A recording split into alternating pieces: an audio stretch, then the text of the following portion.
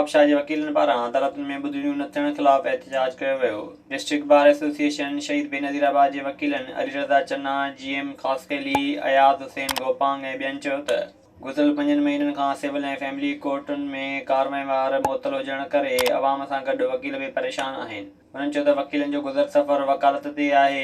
अदालतुनि में कारवाईवार मुअतल हुजण करे गुज़र सफ़र ॾुखियो बणिजी वियो आहे। अॻवाननि अपील कई त नवाब शाह जी सिविल ऐं फैमिली कोर्ट्स जो कारवाईवार बहाल करे संदनि बेचैनी ख़तमु कई वञे। हीअं त सॼी सिंध में फैमिली केस ऐं सिविल केसनि जी इंस्टीट्यूशन थिए पई थी सवाइ नवाब शाह जे। असां बार बार हाई ऑफिशियल्स खे अप्रोच कई आहे, रजिस्ट्रार साहब खे सबूत ॾिना आहिनि त कराची में, हैदराबाद में, नौशारे में, सांगड़ में, मटियारी में केस दाख़िल थियनि पिया था, सिविल कमु हले पियो थो, प्रोसीडिंग थिए पई थी।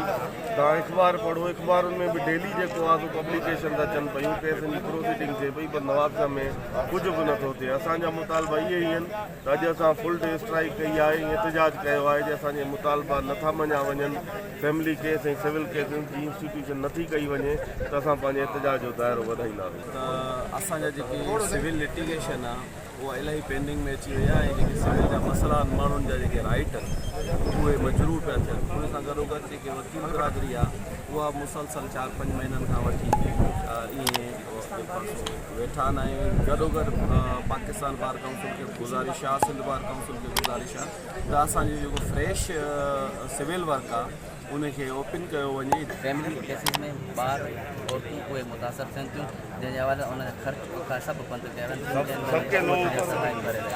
इन खां अलावा ॿियो जेको पंहिंजो सिविल केसिस आहे उन हवाले खां ॿिए माण्हुनि जे कब्ज़ा था थियनि, उहो को दरख़्वास्तूं नथा था कनि, उन्हनि को दाद फरियाद नथो सघे। असांजो इंटरेस्ट सां मुतालबो आहे कि इहे एजेंसी जे प्रायोरिटी ते सिविल में ऐं जेको आहे सिविल केसिस जेके बहाल कया। विज़िट कयो अवामी आवाज़ मीडिया ग्रुप जी वेबसाइट awamiawaz.pk